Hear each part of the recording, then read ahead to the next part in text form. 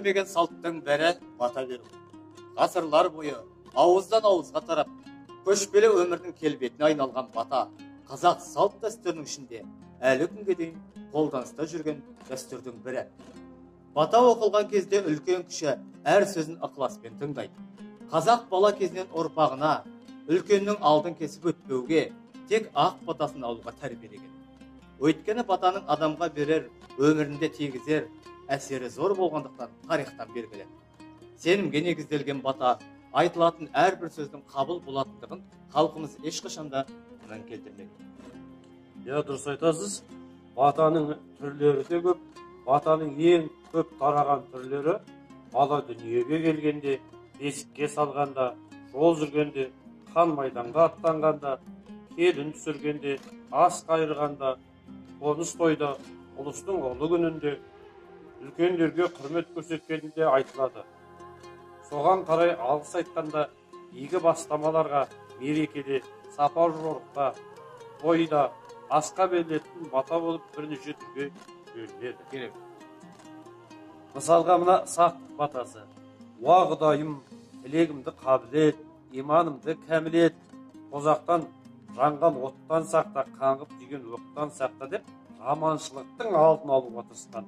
Сонымен қатар қыздарың қылықты болсын, ғаламат білікті болсын, күндей нұрлы болсын, гүлдей түрлі болсын, өлмес өнер берсін, теңдессіз дарын берсін, дей келе келіндерге жасың ұзақ болсын, күнің шуақ болсын, басыңа бақыт қонсын, үйіңе жақып болсын, балалы шағалы бол, ағалы жағалы бол деп үлкендердің ризашылығын білдіргенде ақ батасын берген. Қандай керемет.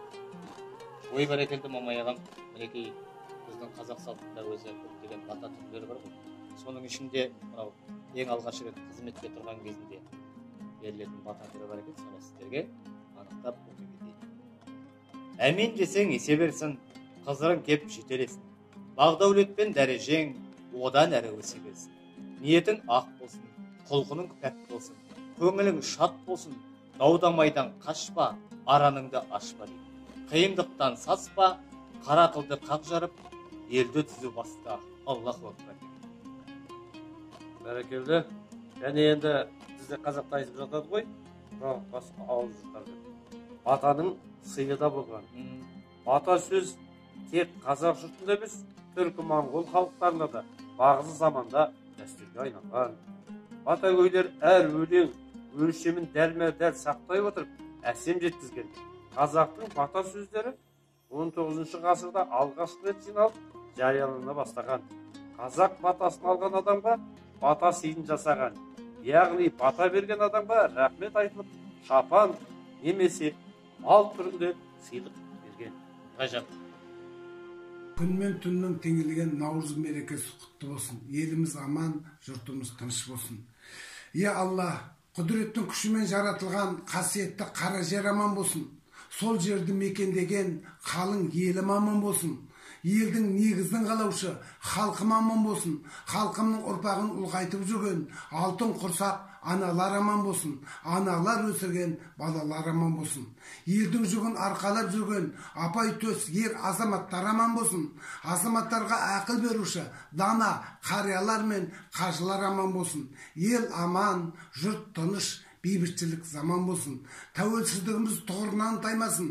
Ағарып атқан ақ таңның нұры әрбір шаңыраққа шаттық пен бақыт әкелсін. Аумин. Жас отауға бата.